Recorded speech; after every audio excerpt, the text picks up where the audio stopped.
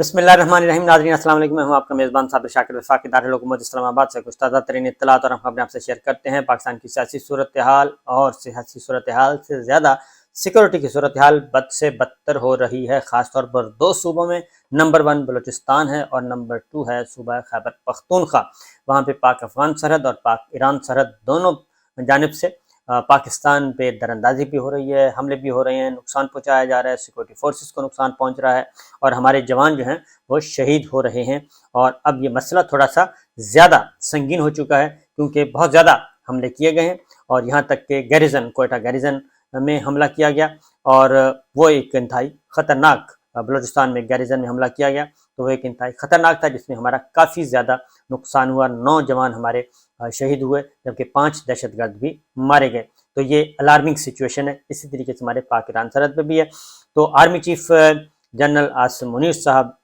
Iran का दौरा कर रहे हैं। बाकी मामला के अलावा ये भी मौजू जो है ये मसला भी सबसे पहले उठाया जाएगा कि ईरान की सरजमीन से पाकिस्तान के अंदर दहशतगर्दी के वाक़यात नहीं होने चाहिए। दूसरी जानिब अफ़गानिस्तान की तरफ वज़ीर दिफ़ा ख्वाजा आसिफ साहब ने बयान दागा है और उसमें वो उन्होंने बजाय इसके कि वो असल इशू की तरफ आते और उस पे ही फोकस करते, उन्होंने एक बार फिर इल्ज़ाम आयद किया है और इल्ज़ाम भी आयद किया है हमारी मिलिट्री लीडरशिप पे। और वो सारे का सारा ब्लेम, हालांकि वो वज़ीर दिफ़ा हैं और बतौर वज़ीर दिफ़ा उनको एक पॉलिसी स्टेटमेंट देना चाहिए, पॉलिसी स्टेटमेंट बजाय, क्योंकि उनकी ज़्यादातर जो मसरूफियत है, हमारे वज़ीर दाखिला हों, वज़ीर दिफ़ा हों, उनकी ज़्यादा मसरूफियत जो है वो गुज़रती है सियासी इंतकाम और PTI, इमरान खान और उनके जो लाइक माइंडेड हैं वो उनके अपने मुखालफिन जो हैं उनको कुचलने के लिए। ये सारे का सारा पिछला जो 15 महीने हैं, आज तक हमने कभी नहीं देखा कि कौमी असम्बली में, सेनेट में, फ्लोर ऑफ द हाउस, इसके अलावा कोई प्रेस कॉन्फ्रेंस, कोई मीडिया टॉक, कोई टॉक शो, कोई इंटरव्यू दिया हो जिसमें उन्होंने पाकिस्तान के दिफाई मामलात पे बात की हो और पाकिस्तान की सिक्योरिटी सिचुएशन पे बात की हो, सिक्योरिटी को ख़तरात लाहक हैं उन पे बात की हो, कोई पॉलिसी स्टेटमेंट दिया हो, कोई फ्यूचर विजन दिया हो। ऐसा कुछ नहीं होता, इसलिए कि उनके सर पर भी एक ही भूत सवार है और वो इमरान खान, पाकिस्तान तहरीक इंसाफ और काउंटर नैरेटिव देने वाला मीडिया। ये सब के सब हैं और मीडिया की ज़ुबान बंद करवा दें, उन पर पाबंदियाँ लगवा दें, सब कुछ करवा दें और जो कुछ इस वक्त हो रहा है और घरों में रेड करवा दें। 1000 सियासी कैदी इस वक्त मौजूद हैं, तमाम मुकदमात उनके जो मुखालिफ अपोजिशन की वाहिद जमात है उनको कुचलना कैसे, ये सब कुछ चल रहा है। लिहाजा अब भी उन्होंने एक काम किया है,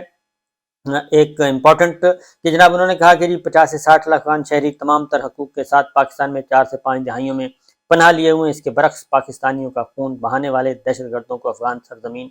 पे पनाह गाहें मुयस्सर हैं। ये बात तो बिल्कुल ठीक है, लेकिन इसके लिए क्या वज़ीर दिफ़ा ख्वाजा आसिफ साहब ने कभी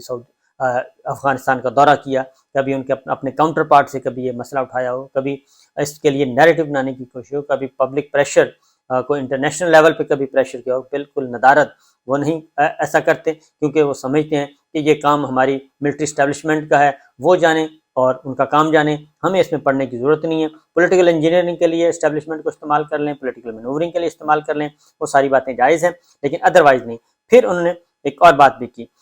उसके बाद फिर आते हैं वो वही बात है कि कोई भी मौका हाथ से नहीं जाने देना चाहते। उन्होंने कहा जी जिन लोगों ने PTI की हुकूमत में असम्बली में आकर अराकीन को ब्रीफिंग दी और अफ़गानिस्तान से TTP को पाकिस्तान लाकर बसाने के फ़वाद बताए और फिर सबको वो यहाँ पे ले आए, और उन्होंने कहा कि वो लोग आज रोज़ाना शहीद होने वालों के वारिसों को भी कुछ बताएं। यही लोग थे जिन्होंने 2018 में इमरान खान का प्रोडक्ट लॉन्च किया और इस प्रोडक्ट ने कौम को 9 मई का मनहूस दिन दिखाया और फिर 4 साल ये गारंटी किया कि वतन अजीज़ हर लिहाज से तबाही का शिकार हो जाए।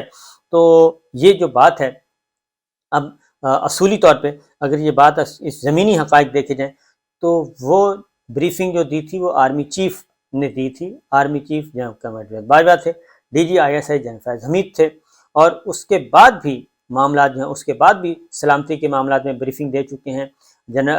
DG ISI मौजूदा भी दे चुके हैं, मौजूदा आर्मी चीफ भी दे चुके हैं। तो ये सारे के सारे एक तसलसल है। तो ये इस वक्त तो आप PTI को या जनरल बाजवा को या जनरल फैज़ को ब्लेम कर दें, तो उससे पहले आप क्या करेंगे? क्योंकि ये दहशतगर्दी के खिलाफ जंग तो चल रही है परवेज़ मुशर्रफ साहब के ज़माने में और उसके बाद फिर پرویز مشرف صاحب کا زمانہ گیا، پھر پیپلز پارٹی کے 5 سال رہے، پھر 5 سال نواز شریف صاحب کے رہے، اے پی ایس آپ کے دور میں ہوا، پیپلز پارٹی اے پی ایس آپ کے دور میں ہوا، تو وہ یہ سارے کا سارا کام کس کا مطلب ہے پھر اے پی ایس جو ہے وہ آپ کے کھاتے میں ڈال دیا جائے، اور اس دوران جتنے بھی دہشت گردی کے واقعات ہوئے پھر وہ آپ کے کھاتے میں ڈال دیے جائیں، اور اس وقت کی ملٹری لیڈرشپ کے کھاتے میں ڈال دیے جائیں. تو یہ چیز جو ہے پولیٹیکل سکورنگ جو ہے وہ کسی بھی صورت میں وہ نہیں جانے دیتے. اور یہ واحد وزیر دفاع دنیا کے خواجہ آصف صاحب، کسی بھی ملک کے وزیر دفاع جو اپنی ہی فوج کو، اپنے ہی جو فوج کی لڑی ہوئی جنگیں ہیں ان کو یہ ان سے ڈس ایسوسیٹ بھی ہوتے ہیں، ان کو ڈی فیم بھی کرتے ہیں. یہ 65 کی جنگ کے بارے میں بھی، 71 کی جنگ کے بارے میں بھی، کارگل جنگ کے بارے میں، سیاچن کے بارے میں، 49 کشمیر کے بارے میں،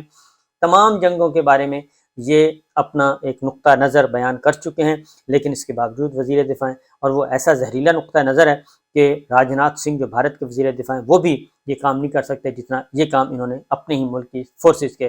خلاف کیا ہے. تو بہرحال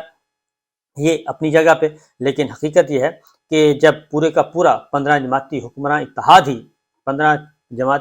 اتحاد پورے کا پورا صرف اور صرف ایک ہی ایجنڈے پہ لگا ہو کہ ہم نے اپوزیشن کو کچلنا کیسے ہے، اور ان کے دن رات ان کے تمام تر ہر ایجنڈے میں، ہر کابینہ ایجنڈے میں، ہر قومی سلامتی کے اجلاس کے ایجنڈے میں، ہر ٹی وی ٹاک شو میں، ہر پریس کانفرنس میں، میڈیا ٹاک میں ایک ہی موضوع ہو، تو پھر اسی طرح ہی ہوتا ہے. کیونکہ یہ انہوں نے پاکستان تحریک انصاف کو اور عمران خان کو ہی اور اپنے پاکستان کے میڈیا کو ہی انہوں نے ملک دشمن سمجھ لیا، انہی کو دہشت گرد سمجھ لیا، اور انہی کو ختم کرنے پہ انہوں نے 15 مہینے لگا دیے. اور ابھی تک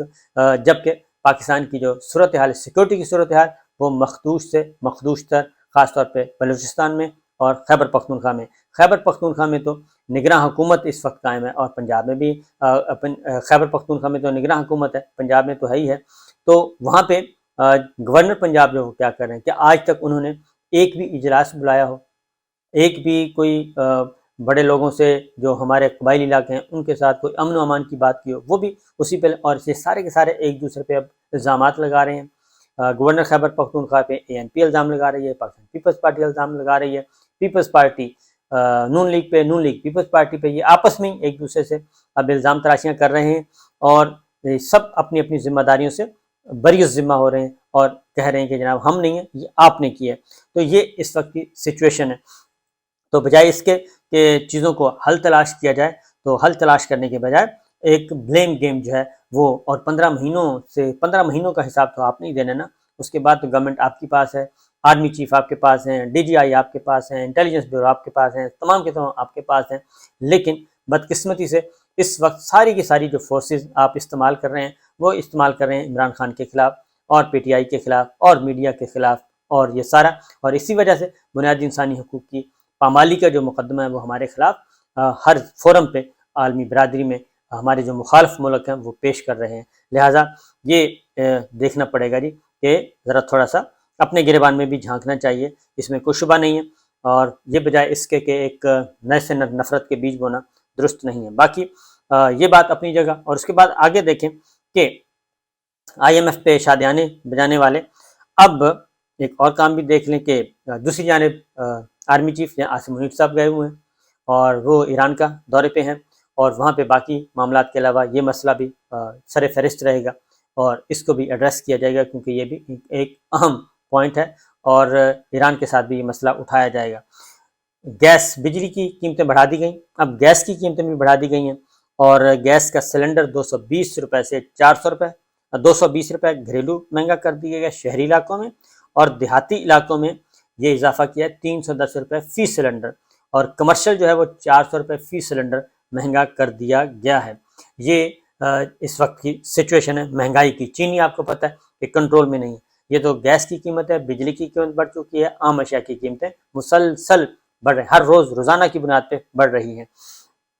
لیکن کوئی پرسان حال نہیں ہے. اور ہم بلیم گیم، کیونکہ ہمارا اس وقت جو حکمران اتحاد کا اس وقت بھی یہ جا رہے ہیں، اور آج پیٹرول کی قیمت جو ہے وہ کم کی ہے 9 روپے اور 7 روپے، اور ابھی بھی 252 روپے فی لیٹر ہے. تو اسحاق ڈار صاحب، شہباز شریف صاحب سارے کے سارے شادیانے بجا رہے ہیں. تو جناب ابھی بھی عمران خان اور پی ٹی آئی کے دور حکومت سے جب آپ نے یہ اقتدار سنبھالا ابھی بھی 100 روپے فی لیٹر قیمت زیادہ ہے، تو جبکہ عالمی منڈی میں جو فیول پرائسز ہیں وہ اس سے کم ہیں جو عمران خان صاحب کے زمانے میں تھی، تو لہٰذا قیمت جو ہے اس وقت بھی 152 روپے، ابھی بھی 100 روپے فی لیٹر قیمت زیادہ ہے۔ اگر آپ نے عوام کو صحیح طور پہ فائدہ پہنچانا ہے، کوئی ریلیف دینا ہے، تو پھر واپس قیمتیں وہیں پہ لے کے جائیں، کیونکہ عالمی منڈی میں پیٹرولیم مصنوعات کی قیمتیں نہیں بڑھیں، تو یہ بھی ایک کمپیریزن، تو یہ چیزیں چل رہی ہیں جی۔ اور اس کے بعد آتے ہیں پولیٹیکل، جو یہ سارے کا سارا تو اپنی جگہ پہ قائم ہے۔ پولیٹیکل سائڈ پہ اس وقت دھڑکا لگا ہوا ہے اور بدستور لگا ہوا ہے، کیونکہ خبریں جب سے آنا شروع ہوئی ہیں کہ پی ڈی ایم اور پیپلز پارٹی کے درمیان آپس کے اختلافات تو ہیں ہی ہیں، لیکن چونکہ چند دن باقی رہ گئے ہیں اور اقتدار کا دیا جو ہے وہ گل ہونے والا ہے اور مدت پوری ہونے والی ہے، اب اس کے علاوہ کوئی اور رہ نہیں گیا۔ جو قومی اسمبلی کی مدت بڑھانے کی بات کی جا رہی تھی وہ ساری کی ساری فلاپ ہو چکی ہے، سارے کا سارا کریا کرم ہو چکا ہے، امیدوں میں پانی پھر چکا ہے۔ اب دوبارہ سے اب ایک اور ان کو دھڑکا لگا ہوا ہے، کیونکہ انہوں نے کچھ کیا نہیں ہے، اور جب ان کے ہاتھ سے یہ اختیار اور اقتدار نکل جائے گا اس کے بعد پتہ چلے گا کہ کس بھاؤ میں مارکیٹ میں ان کا بھاؤ کیا ہے۔ تو صورتحال یہ ہے کہ زرداری صاحب اور شہباز شریف صاحب کی ملاقات ہوئی ہے، کیونکہ یہ بھی ڈرے ہوئے ہیں، مسلم لیگ نواز بھی ڈری ہوئی ہے، پی ڈی ایم بھی اور حکمران اتحاد بھی ڈرا ہوا ہے کہ ہمارے ساتھ اب ہماری باری ہے، اور اسی لیے ان کا خیال ہے کہ اسٹیبلشمنٹ جو ہے وہ ان کے ساتھ بھی کوئی نہ کوئی ہاتھ کر سکتی ہے، لہٰذا دونوں کی ملاقات ہوئی ہے، زرداری صاحب کی اور شہباز شریف صاحب کی، پرائم منسٹر کی اور زرداری صاحب، تو اس میں ایک چیز پہ اتفاق کیا گیا خاص طور پہ، اور وہ یہ ہے کہ ہم نے نگراں وزیر اعظم جو ہے وہ ٹیکنوکریٹ نہیں لے کے آنا، نہ ہی ٹیکنوکریٹ ہونا چاہیے، نہ ہی بیوروکریٹ ہونا چاہیے، وہ نہ ہی کوئی نان پولیٹیکل جو ہے وہ ہونا چاہیے، بلکہ طے ہوا ہے کہ سیاستدان ہی نگراں وزیر اعظم ہوگا، سیاستدان ہی نگراں وزیر اعظم ہوگا، اور نگراں کابینہ میں ہم آپس میں طے کریں گے۔ تو یہ میسج دراصل ہے کس کو؟ یہ ہے میسج ہماری اسٹیبلشمنٹ کو، ہماری لیڈرشپ کو، کہ جناب یہ فیصلہ بھی ہم نے کرنا ہے کہ نگراں وزیر اعظم کون ہوگا، اور اس کی وجہ یہ ہے کہ یہ نگراں وزیر اعظم اتنا امپورٹنٹ کیوں ہوگا؟ کیونکہ اس نے تو آنا ہوتا ہے، آ کے الیکشن کروانے ہوتے ہیں، لیکن اب یہ ڈرے ہوئے ہیں کہ کہیں ایسا نہ ہو کہ کوئی ایسا وزیر اعظم آ جائے نگراں، اور وہ جو طول یہ بھی ہے کہ ہو سکتا ہے اس کو طول دیا جائے نگراں سیٹ اپ کو، تو ان کا خیال ہے کہ پھر نگراں وزیر اعظم پہ بھی کوئی کمپرومائز نہیں کرنا چاہیے۔ اب یہ میسج انہوں نے دے دیا ہے، دیکھتے ہیں ہماری اسٹیبلشمنٹ اس کو کیسے رسپونڈ کرتی ہے، اور اس پہ دونوں کی ملاقاتیں ہوئی ہیں۔ مولانا فضل الرحمان صاحب کس طریقے سے آئیں گے اس کا ابھی تک کوئی اندازہ نہیں ہے۔ ایک اور خبر کہ چودھری پرویز الہی صاحب کو، جن کو لاہور ہائی کورٹ ضمانت دے چکی ہے، ٹرائل کورٹ ماتحت عدالتیں ضمانت دے چکی تھیں، اور لاہور ہائی کورٹ کا ایک حکم بھی موجود ہے کہ چودھری پرویز الہی صاحب کو کسی بھی نامعلوم مقدمے میں گرفتار نہیں کیا جائے گا، اور پہلے ان کی رہائی میں رکاوٹیں ڈالی گئیں، لیکن اس کے باوجود کل جب ان کے رہائی کے تمام کاغذات مکمل تھے، ڈاکومنٹس مکمل تھے اور بالکل درست تھے، جس کو روپکار کہتے ہیں، وہ روپکار بھی ایکسیپٹ ہو گئی، لیکن اس کے باوجود انہیں رہا نہیں کیا گیا، اور اب ایک باقاعدہ طور پہ یہ کہا گیا ہے کہ جی ڈپٹی کمشنر لاہور نے ریکمینڈ کیا ہے، پولیس نے ریکمینڈ کیا ہے گورنمنٹ آف پنجاب کو کہ چودھری پرویز الہی صاحب کی گرفتاری نہیں ہونی چاہیے، ان کو 3 MPO کے تحت نظر بند کر دیا جائے، کیونکہ ان کی رہائی سے نقص امن کا اندیشہ ہے۔